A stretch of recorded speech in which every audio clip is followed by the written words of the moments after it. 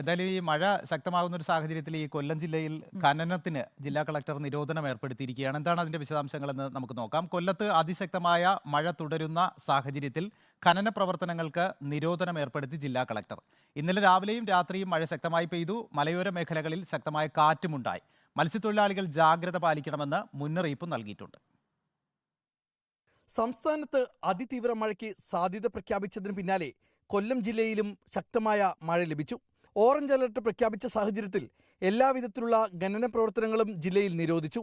കിണർ കുഴിക്കൽ, മറ്റു നിർമ്മാണത്തിനുള്ള കുഴിയെടുക്കൽ, മണ്ണെടുപ്പ് എന്നിവയ്ക്ക് ജാഗ്രതാ നിർദ്ദേശം പാലിക്കുന്നതുവരെ നിർത്തിവെക്കണമെന്ന് ജില്ലാ കളക്ടർ എൻ ദേവിദാസ് അറിയിച്ചു. തെന്മല, പരപ്പാർ ഡാമിലടക്കം ജലനിരപ്പ് ഉയർന്നു. കല്ലടയാറ്റിലും അച്ചൻകോവിലാറ്റിലും അഷ്ടമുടിക്കായലിലും പരപ്പാർ ഡാമിന്റെ ദൃഷ്ടിപ്രദേശങ്ങളിലും മഴ കനത്തു പെയ്തു. മഴയിൽ കാര്യമായ നാശനഷ്ടങ്ങൾ റിപ്പോർട്ട് ചെയ്യപ്പെട്ടില്ല.